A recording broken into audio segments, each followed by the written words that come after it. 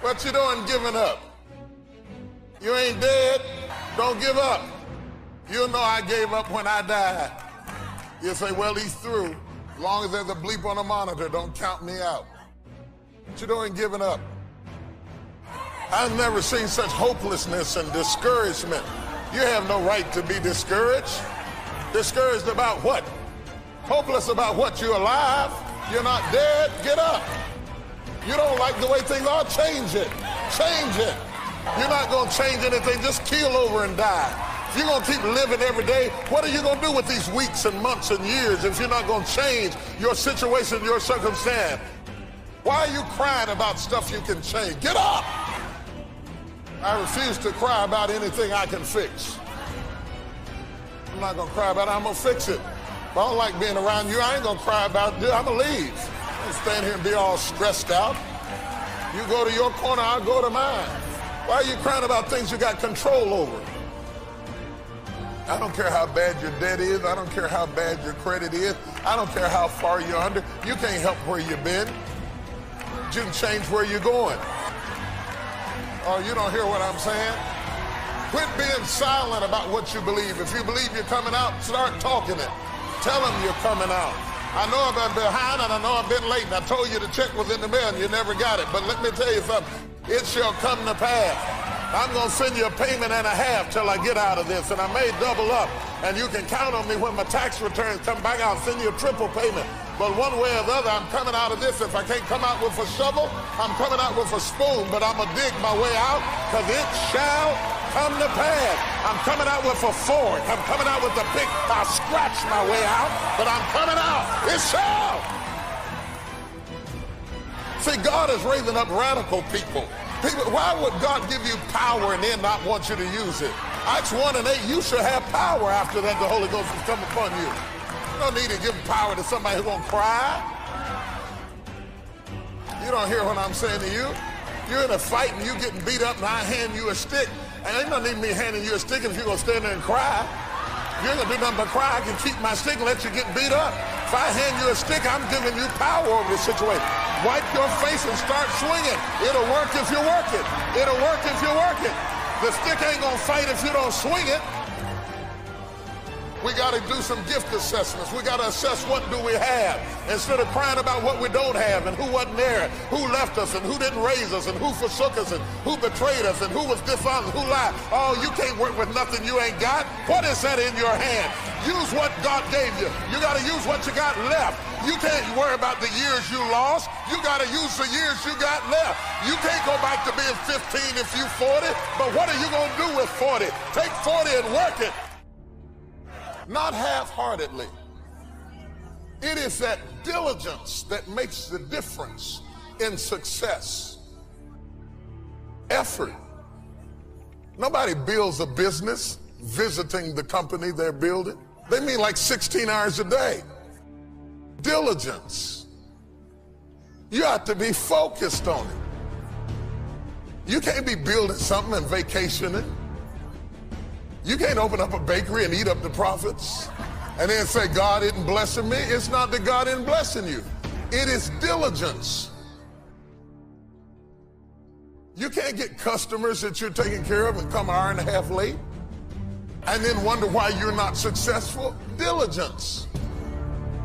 You can't open up Joe's barbecue pit and the barbecue is raw and the sauce is leaking all out the bag and I'm doing the best I can, child. My sister didn't come to work today and Helen. I don't want to hear that. The reward is based on diligence. The reward is based on diligence. No diligence, no reward. Diligence. Diligence is what causes rocks to erode. The pecking of a drop of water on a stone will leave an impression if it is diligent. Whatever that spirit is telling you that you are not making any difference and you might as well quit, it is a lying demon.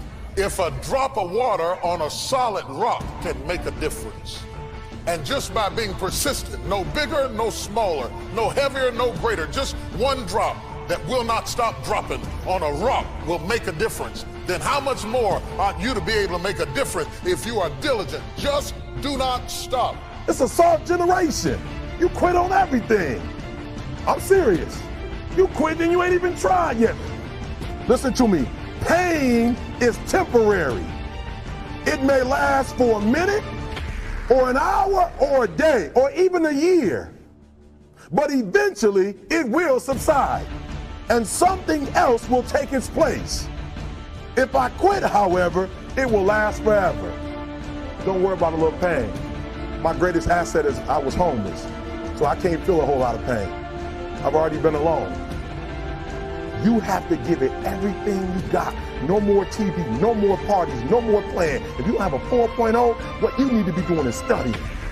Get off the phone. Sorry, I'm not available until the end of this year. I'm about to get busy now. Because when I was homeless, I knew something was wrong. I knew that wasn't the best of me. And one day I said, will the real Eric Thomas please stand up? Will the real Eric Thomas please stand up? Stop being this high school dropout.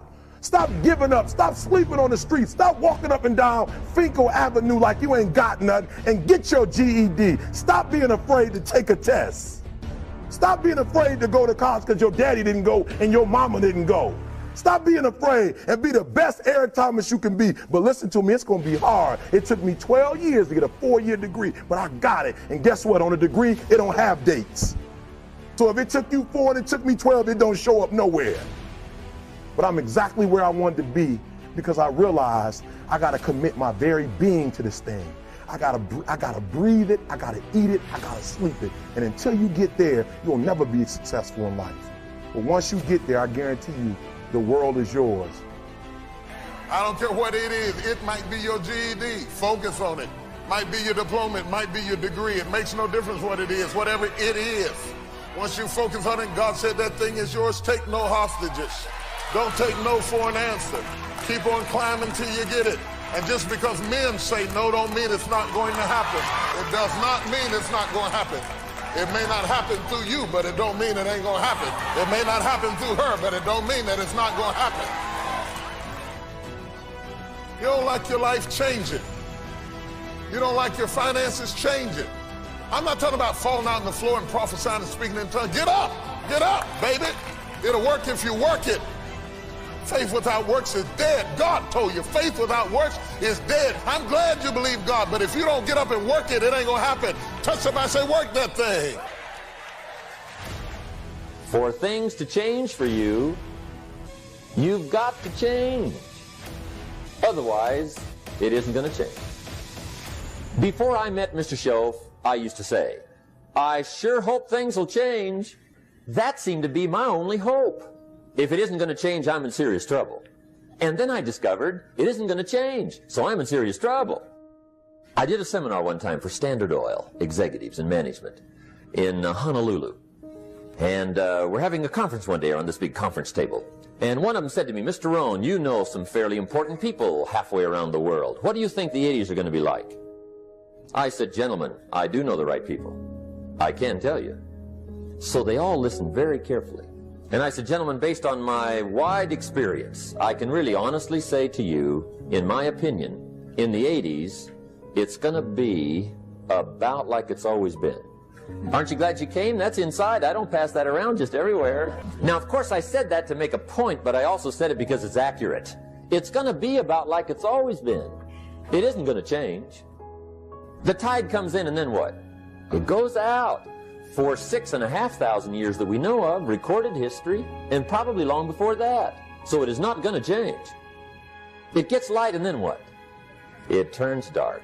6,500 years. See, it's not likely to change.